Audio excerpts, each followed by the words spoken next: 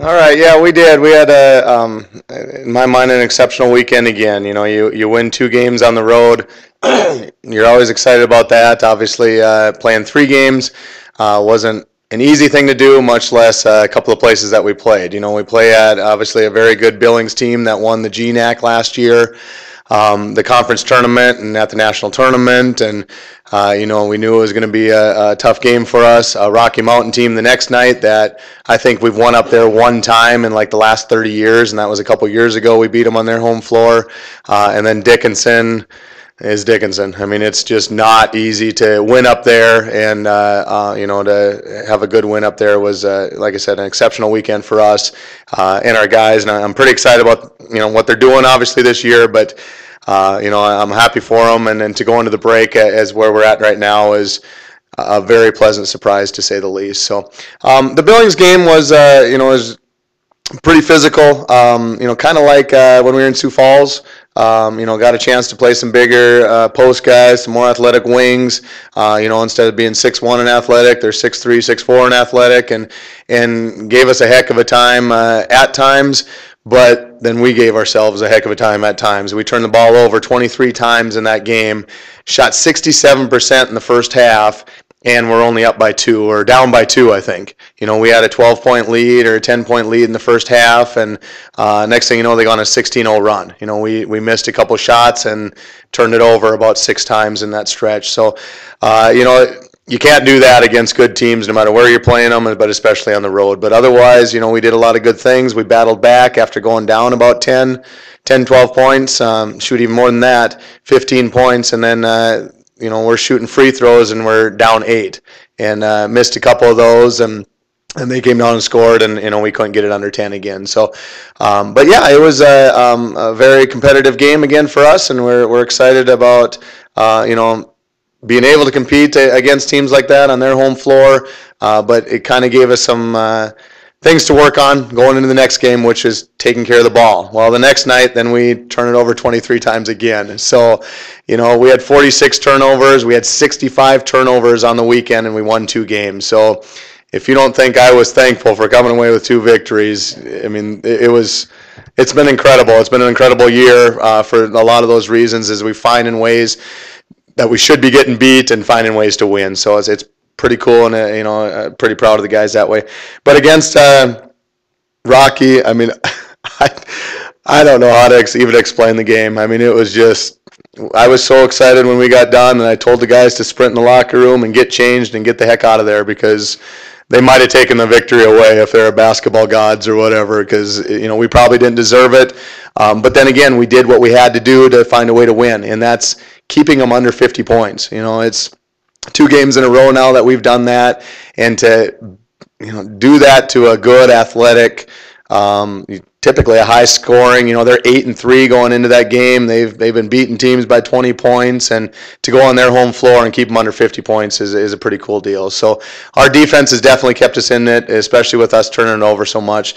And then last night, you know, we just, 3rd game in 3 days. We've done that once already. Came out, you know, just kind of fought back and forth, and then AJ decided to hit about 4 threes in a row, and next thing you know, the game's broke open basically the rest of the time. But once again, it was a great defensive effort, and a lot of it, we talk about AJ's scoring and stuff, and we even said that to him at halftime, is the communication part of the game of basketball, and that's something that we've grown on this year. And especially on the defensive end, if you can communicate, you can make up for a lot of mistakes. And AJ, and I kind of gave him a hard time in the locker room that, you know, the rest of the guys, you don't have to be 25 years old before you start talking on defense in basketball. But he's figured that out. He understands how important it is. I've been in our program. You know, we call it old man basketball when you're 2 steps slow and you're not as athletic as you were in college and all that kind of stuff. Well, what do you need to do to compensate for that? You need to talk more. And those guys that are playing City League and things, they understand that. And our guys, as soon as they figure that out, they become that much better players, especially on the defensive end. So even though AJ's not a defensive specialist by any means, and I'm not going to say that he is, but a big part of what he did for us, even in that game, wasn't just his 19 points and all these threes. He kept us on track on the defensive end as well. So, you know, that's a pretty cool deal. But, so yeah, that's kind of the wrap up for the weekend. Obviously, being 8-3 right now is I never thought in a million years with the people that we had coming back and that we lost, I should say. The people that we had coming back, we just didn't know. We had a lot of guys that didn't play a lot of minutes that are playing a lot of minutes now. Tons of new guys, and they've proven to us that they can get it done. So that's the exciting part. We know we have our hands full going this next trip. We thought playing 3 games in a row twice already this year was tough. It's probably half as tough as it's going to be these next couple games in our road trip. We go to Kansas. On the 28th, we leave from Kansas. 29th, we play there. We go up to Nebraska the next night. We drive to Denver the next day, fly out, go to Phoenix, drive to LA, play a couple games, drive back to Phoenix, play a game, fly back to Denver, drive back home, and play one more game, all within like an 8-day period. So if that didn't prepare us, playing those 3 games in a row, nothing is. The biggest problem of the whole thing is we're playing ranked teams and we're playing very good competition and stuff too. But I tell you what, if I was going to do this to any team and bring them into the battles and things, these are the guys that I'd like to take with, because they've proven that they can handle about anything. And a lot of it is the mental toughness, and ask 18-year-olds to do what we're asking them to do right now. Like I said, I'm very proud of them, because it's not easy to do. So that's the schedule after that. We'll get AJ up here in a couple seconds here, but we do lose those 2, Caleb and AJ, after the 7th game. When we start our semester. So we'll have our hands full going forward. With both of them are leading us in scoring and rebounding. So you take away the other 2, but what the heck? I guess the guys have to step up even more and see what happens. So, any questions before AJ comes up? Yes. They're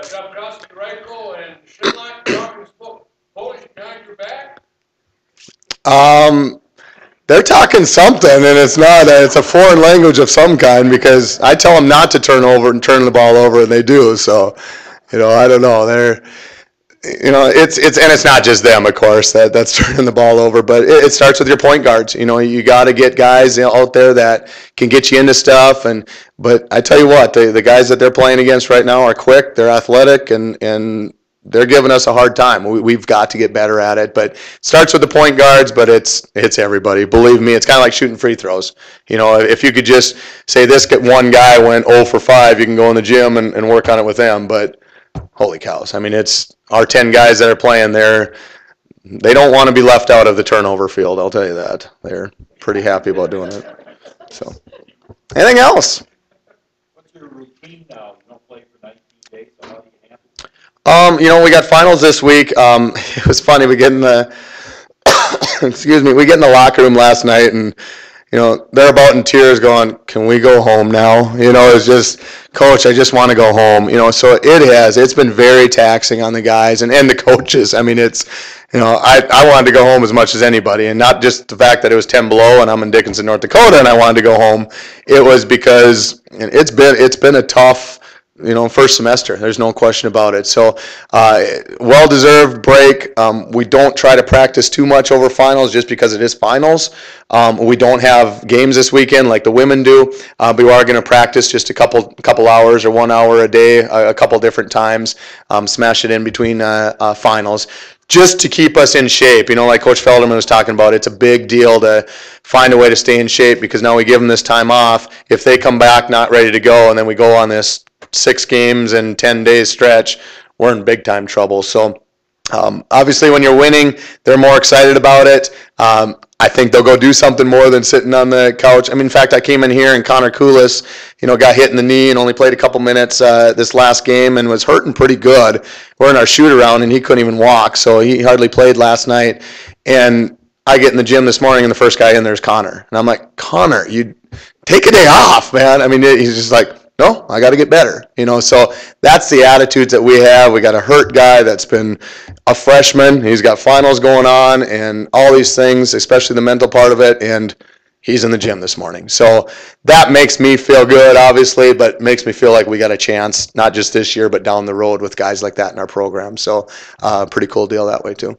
And then we have to, because of the NCAA, we have to take 6 days off from the 20th to the 26th, that we can't have any contact with the kids, and they come back on the 27th. We have 2 practices, and then we hit the road to sunny California.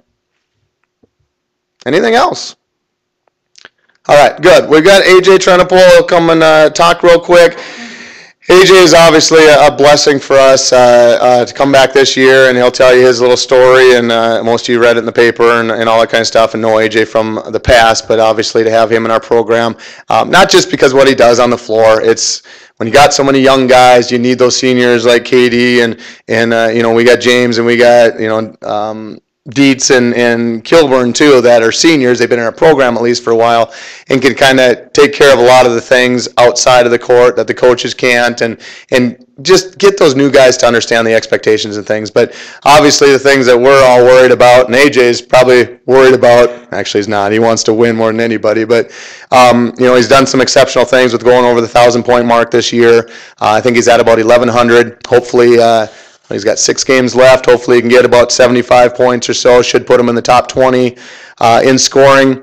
And then I think he's four threes away from breaking the all-time three-point record. And I was giving Mitch a hard time when he was up here playing, and actually he even brought it up. He's like, you know what? He shot about 200 less than me too. So, when AJ's shooting 45% for his career and Mitch is shooting 18%, that's a lot of extra threes by Mitch. But no, AJ's done an exceptional job for us on and off the court. And like I said, if I can throw defense in any time with AJ, he's probably shocked to say the least. But he's done a great job of the leadership role and all those kind of things with the scoring. And he'll be missed not only next year and down the road, but the things that he's done in our program, being an all-conference player and all that kind of stuff throughout the years, and then coming back this year when we really, really needed him, for a bunch of other things is been awesome. So I'll let him yap now and ask a lot of questions to him. He loves talking to people. So, all right, thank you. I'm AJ Trennepohl, for those of you who didn't know. I am back at the School of Mines to finish my degree in IS, and my future plans are to be a basketball coach and get my teaching certificate, teach. So, yeah, I'm just really excited to be back to finish my career here. Never thought the opportunity would present itself to do that.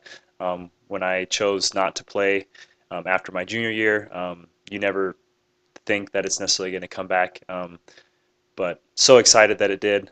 So excited and proud to be here.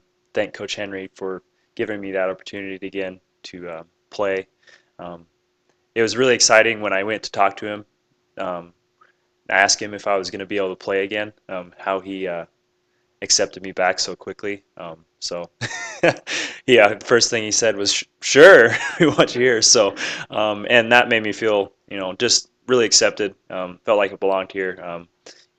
Always will be a Hardrocker, and I'm glad to be back. And stepping away gives you a lot of perspective on just your career and everything. So getting the 1,000 points and being that close to the three-point record is just, it's an honor to be here and, play for the Hardrockers. So. Yeah. Where did you go? And why did you come back? Yeah, I got married. This will be 3 years coming up in May. So my wife is a School of Mines grad. She graduated with her degree in geology. And she has actually just recently decided to get her teaching certificate as well and teach high school science and biology. So it's a pretty exciting time. I went out to SDSU in Brookings last year. My wife was interning with a Christian organization on campus there, and I was taking classes and working there. And then when she finished with her internship, we discussed what options we had, and School of Mines was obviously a great option to come back for me to finish school. It would have taken a lot longer for me to finish school at SDSU, and it wasn't going to be necessarily the degree that I wanted. So I came back to School of Mines to finish, and I guess the rest is history. I'm back here to finish ball for a couple more games, and just excited to get this one semester in, and then help out in the spring, and keep those freshmen getting better, keep teaching them what they need to know, what it means to be in part of this program. So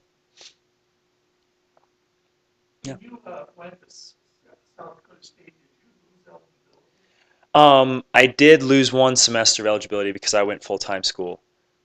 Because Division II, you have the 10 semesters to play your 10 semesters of full-time school. Because after I wasn't playing my junior year here, I was only going part-time school.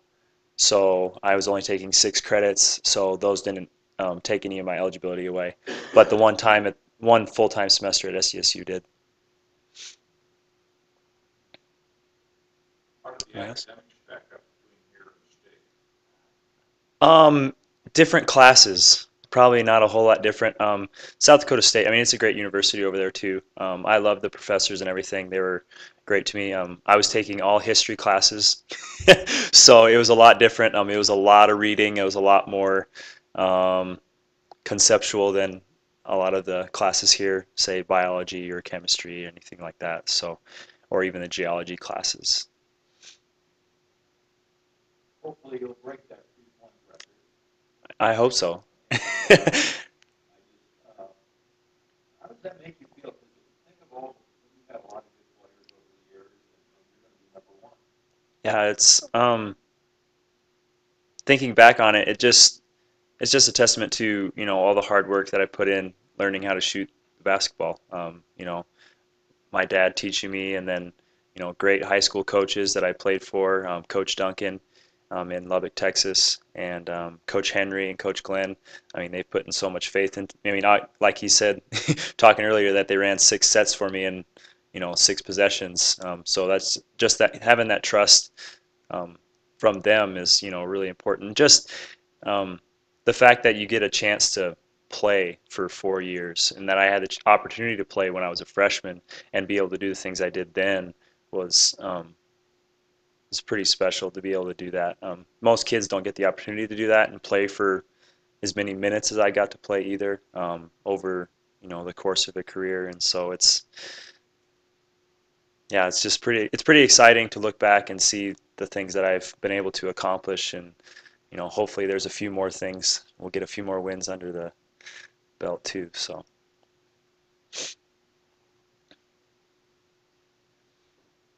Anybody else? Sounds like you're free to throw up at least 200. We'll see. No, we'll get up a few more. Thank you. Yeah.